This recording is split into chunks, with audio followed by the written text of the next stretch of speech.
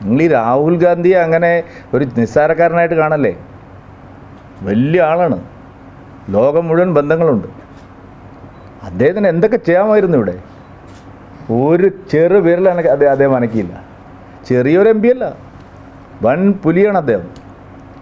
പക്ഷെ വയനാട്ടുകാർക്ക് ഒരു പ്രയോജനവും ഇല്ല എന്ന് മാത്രം. എവിടെയപ്പോൾ ഉള്ള ആൾ? സ്വന്തം മണ്ഡലത്തിലെ എല്ലാ കേന്ദ്രമന്ത്രിമാരും ആഴ്ചയിൽ ഒരു ദിവസം പോകും ഇല്ലേ? ഇന്ത്യയിലെ എല്ലാ കേന്ദ്രമന്ത്രിമാരും. പ്രധാനമന്ത്രി 2 മാസം കൂടുമ്പോൾ അദ്ദേഹത്തിൻ്റെ മണ്ഡലത്തിൽ പോകും. ഈ മനുഷ്യൻ എവിടെയാണ്?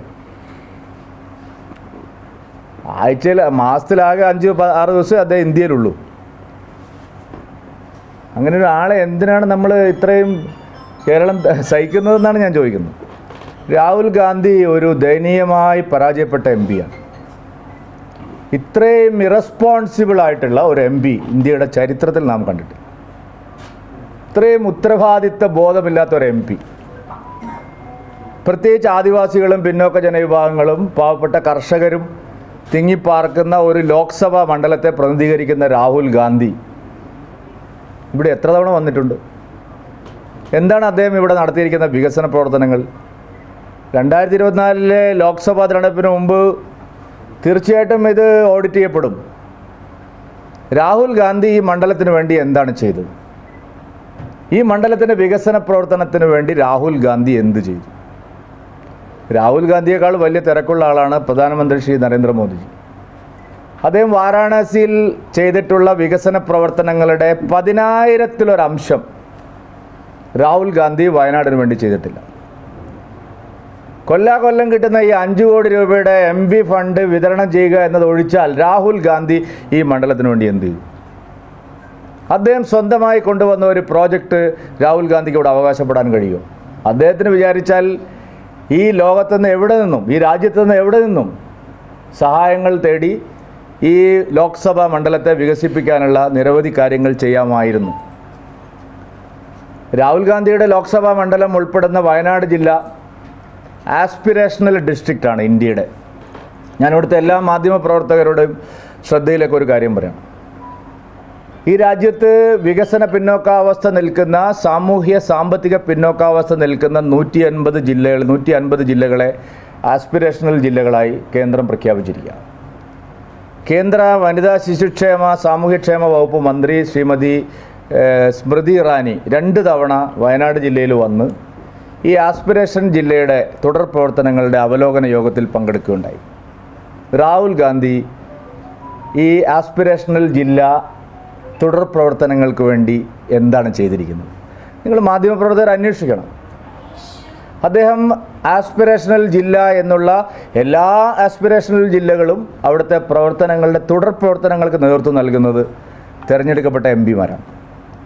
രാഹുൽ ഗാന്ധി ഒരു യോഗത്തിലും പങ്കെടുത്തില്ലെന്ന് മാത്രമല്ല, ഒരു തുടർ പ്രവർത്തനത്തിലും ആസ്പിറേഷൻ ജില്ല യാഥാർത്ഥ്യമാക്കുന്നതിനുള്ള ഒരു തുടർ പ്രവർത്തനത്തിലും അദ്ദേഹം പങ്കാളിയായില്ല. ഇവിടുത്തെ ജനങ്ങളുടെ ആവശ്യങ്ങളുമായി ബന്ധപ്പെടുന്ന ഒരു യോഗത്തിലും രാഹുൽ ഗാന്ധി പങ്കെടുക്കുന്നില്ല. രാഹുൽ ഗാന്ധി ആണ്ടിനും സംക്രാന്തിക്കും ഇവിടെ വന്ന് ഒരു പൊറോട്ടയും ചായയും കഴിച്ച് ഒരു റാലിയിലും പങ്കെടുത്ത് തിരിച്ചു പോവുകയാണ്. ഇങ്ങനെയാണോ MP-മാർ പ്രവർത്തിക്കേണ്ടത്? രാഹുൽ ഗാന്ധിയുടെ ആദർശ ഗ്രാം യോജന ഏതൊക്കെ ഗ്രാമങ്ങളിലാണ്? ചോദിക്കാൻ ആഗ്രഹിക്കുന്നു ഞാൻ. രാഹുൽ ഗാന്ധിയുടെ ആദർശ് സംസദ് ഗ്രാമപഞ്ചായത്ത് എവിടെയൊക്കെയാണ്? അവിടെ എന്ത് വികസനമാണ് നടന്നിരിക്കുന്നത്? കോൺഗ്രസ് വ്യക്തമാക്കണം. എന്തുകൊണ്ട് ആസ്പിറേഷൻ ജില്ലയുടെ തുടർ പ്രവർത്തനങ്ങൾ ഏറ്റെടുക്കാൻ രാഹുൽ ഗാന്ധി തയ്യാറായില്ല?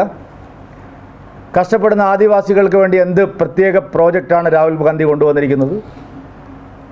ആത്മഹത്യയുടെ വക്കിലായ വയനാട്ടിലെ കർഷകരെ സഹായിക്കാൻ രാഹുൽ ഗാന്ധിയുടെ എന്ത് പദ്ധതിയാണുള്ളത്? രാഹുൽ ഗാന്ധി എവിടെയാണ്? അതുകൊണ്ട് രാഹുൽ ഗാന്ധിയെ കഴിഞ്ഞ തവണ അമേഠിയിൽ പരാജയപ്പെടുത്തിയതുപോലെ വയനാട്ടിലെ ജനങ്ങൾ രാഹുൽ ഗാന്ധിയെ ഈ തെരഞ്ഞെടുപ്പിൽ പരാജയപ്പെടുത്തണം. എനിക്ക് CPIയുടെ ഒരു അഭ്യർത്ഥനയുണ്ട്. എന്തിനാണ് നിങ്ങൾ ആവശ്യമില്ലാതെ ഒരു സ്ഥാനാർത്ഥിയെ നിർത്തുന്നത്?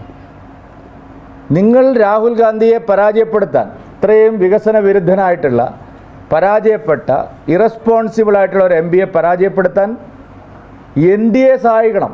എന്തിന് നിങ്ങൾ LDF സ്ഥാനാർത്ഥിയെ ഇവിടെ മത്സരിപ്പിക്കണം? എന്താ നിങ്ങളുടെ ഉദ്ദേശം? നിങ്ങൾ IND മുന്നണിയിലെ അവശേഷിക്കുന്ന പ്രധാനപ്പെട്ട 2 കക്ഷികളാണ്.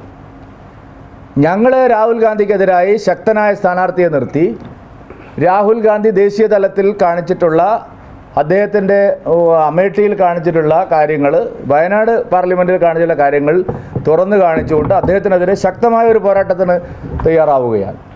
BJP ഈ മണ്ഡലം ഏറ്റെടുത്ത് ശക്തമായ ഒരു പോരാട്ടം നടത്തണമെന്നാണ് ഞങ്ങൾ ആഗ്രഹിക്കുന്നത്.